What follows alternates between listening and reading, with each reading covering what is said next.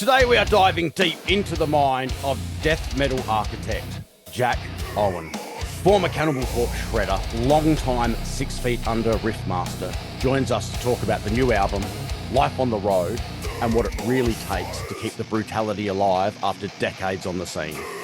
Buckle up, this isn't your average chit-chat, this is death metal, raw and unfiltered.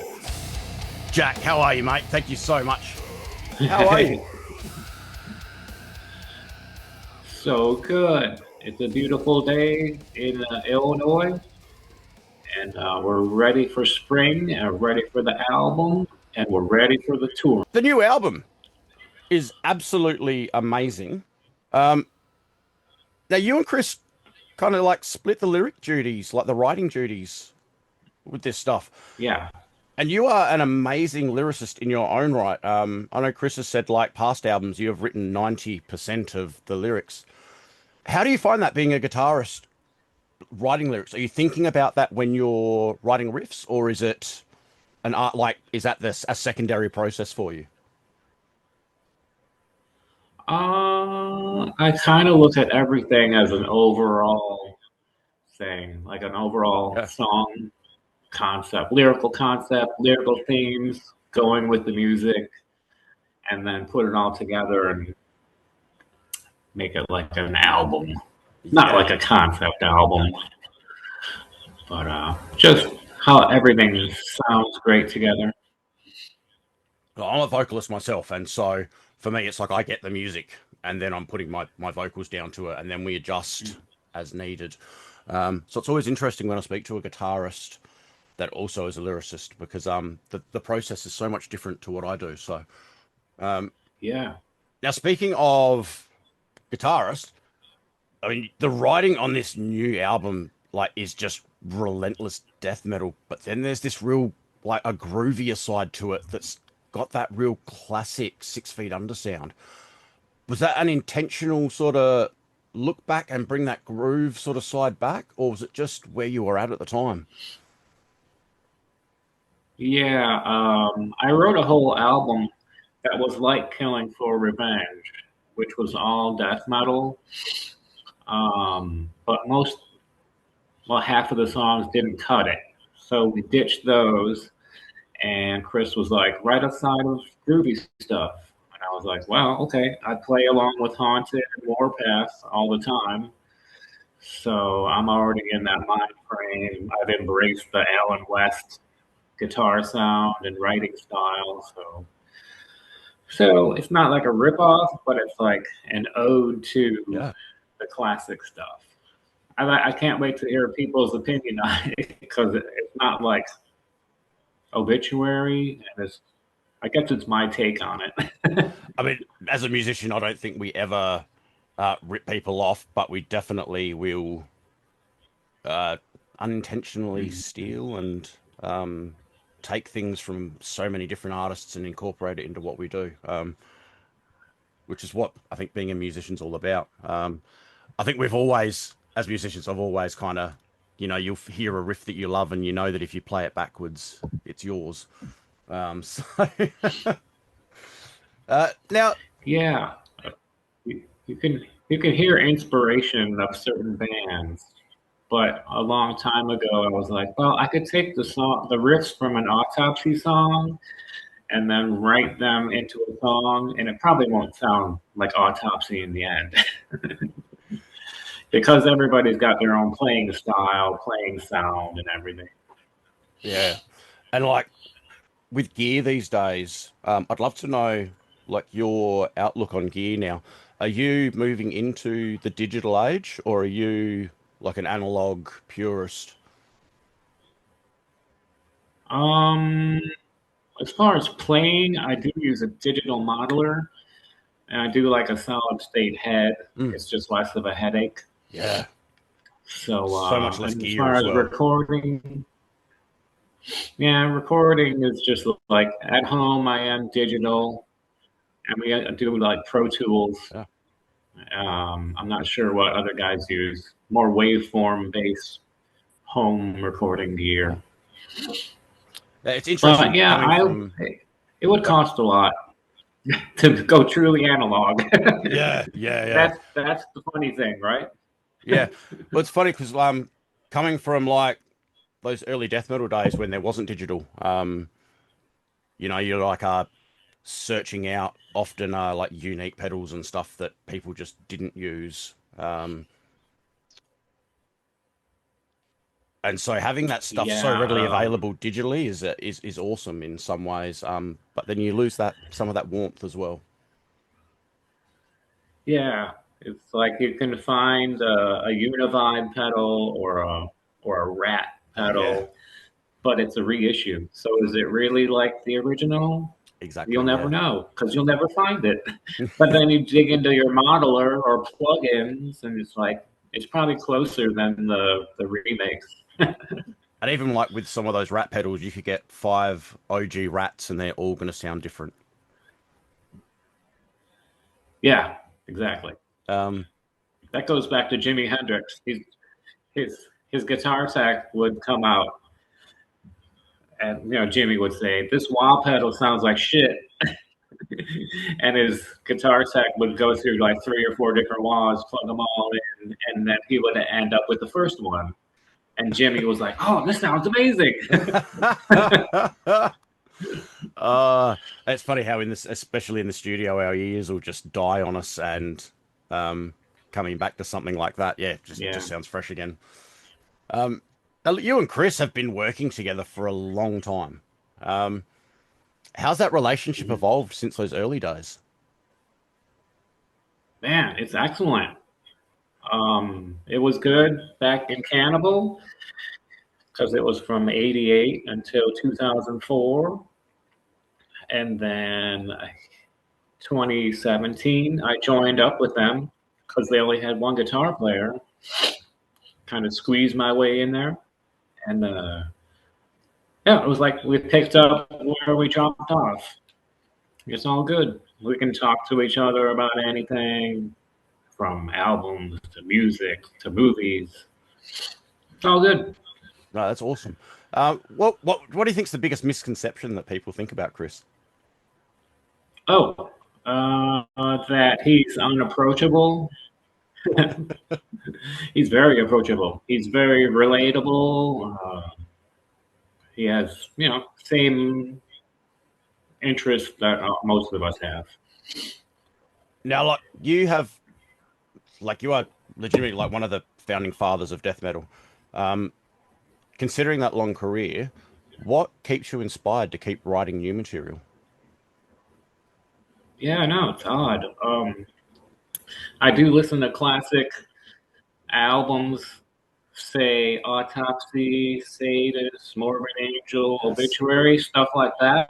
awesome. And then they just put out new albums in the past couple years. So Yeah.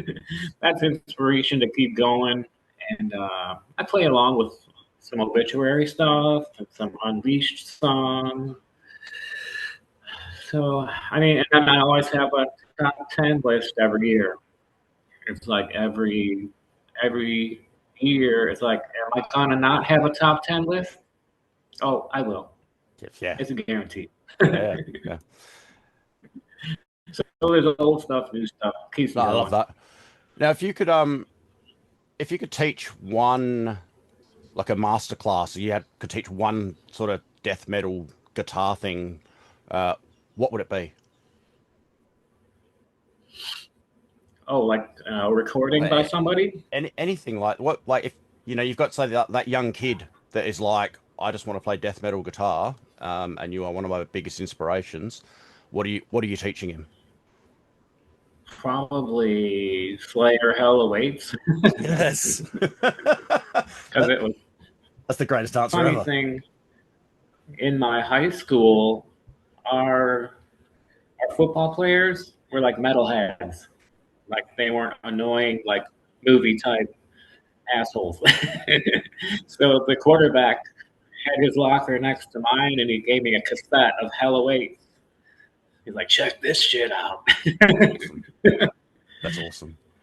And I'll it never was forget. on. I'll never forget hearing Slayer for the first time either. So yeah, blew me away. Mm. Oh yeah, Now, and then rain of blood. Oh, ugh. yeah. Well, that was the first thing I heard was Rain in Blood. And it was actually a rapper, Ice-T, doing his top 5 songs of all time. And that was the number 2 song. And I went from being like Mm. into like really into hip hop to not really listening to hip hop at all anymore. It just that double kicks activated something in me. Yeah, totally. Uh, look, y- Dave Lombardo, man. Oh, I've had drummers that didn't Like, understand like how to didn't understand the drumming side of stuff, like how to speak drum, and so we would explain things like we want you to go into like a Mike Smith suffocation blast, then go into a halftime lombardo, then a full time lombardo, and he would just yeah no worries, and would yeah straight away yep. knew exactly what we meant. It's funny how like bands have got little things like that that you can, no one would know what you are talking about, but you guys Yeah. all know exactly what you mean. Um, Now you guys are like, I know. When you're trying to explain a beat to a drummer, it's like, no, do like Dave Lombardo. And then they do a Lars Ulrich beat. Like, no, no, no. No, go back to Dave Lombardo. yeah, yeah. I'd always try and get him to like chuck some Gene Hoglan in there. Oh, yeah, definitely. Now you guys have like been touring. I mean, you've been touring 3 decades now. Um, do you have any pre-show rituals that you have to do before a show? Not really.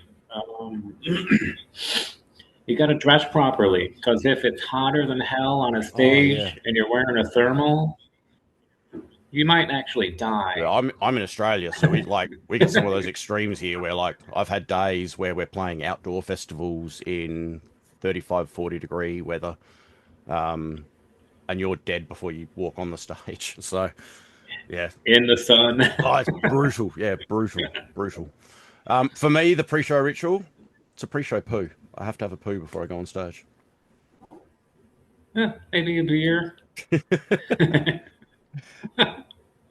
Now, look, Warm up a little bit. yeah, well, that's yeah. Now, I always finish these up with just a couple of quick fire questions. So this is just kind of off the top of your head. Feel free to expand on them as much as you like, though. Now, who would be your favorite new band or artist? There's a band called Skelm. They're from Washington here. They're kind of new, but not really. Maybe they've got like 3 demos out. Okay. Um, and that was probably my number one album demo, whatever, from 2025. Nice, nice. Now, if you could collaborate with any non-metal or non-heavy artist, who would it be? Oh, wow. Living or dead? Mine is dead, so mine would be Prince. If I could collaborate with anyone, it'd be Oh, Prince. yeah. Yeah, I think he's an amazing musician. Yeah. Yeah. Amazing guitar player. I got to work with Jimi Hendrix or Eddie Oh, Kramer or Ace Frehley. Kramer would be yeah, an ace as well. Maybe a combo. Get Kramer and ace. That'd be an interesting combo. Right. You want to work with analog gear? Yeah. Eddie Kramer's got all the analog gear. It's all at Electric Lady Studios. That's why it's so Yeah. expensive. You got to buy it from him. Now, what are the 2 things that you absolutely must take on tour with you? Oh, lately I've been doing like a griddle, like a pancake Yeah. griddle. One of those folding ones. So you can do pancakes or you can put a grilled cheese or a sandwich on there and make that. I love that. We've got a little barbecue that we take on the road, and so we can pull over at any time, jump out, Right. have lunch, have a cook up. It's all about family when you're in a band as well. So, um, Yeah. And as far as America, I try to take a bike with me yeah, yeah, because, sometimes you're at a club that has absolutely nothing. So you can get to a supermarket, a gym, a secondhand store, yeah. a music store. Sometimes those little adventures that you get when you venture away from the venues are some of the best times that you have while you're on tour as well. Yeah, there's sometimes where it's like, oh, you end up in an alley in Vancouver, and people are throwing up pills and picking them up off of the ground and eating them again. It's the whole. They have Needle Park there, but it's the whole city. Mate, thank you so much for your time today. I really, really appreciate it. The new album, Next to Right Die, on. is out April 24th. Unmistakable Smell of Death just dropped with a lyric video. It is absolutely amazing and it is brutal. So make sure you get it in your ears. Thank you so much for your time today. Is there anything else you'd like to say before we finish up today? Man, thanks to everybody down there and around the world for the support. Hopefully, we get down there. We, I mean, we love it. we would love to see you down here in Australia, Jack. And Yeah. yeah, be fantastic. Mate, thank you so much. I really appreciate it. I hope you have a wonderful day today. And hopefully, I'll be talking to you again soon, speaking about you coming down to Australia. Right on. We'll see you down there. Lost fight.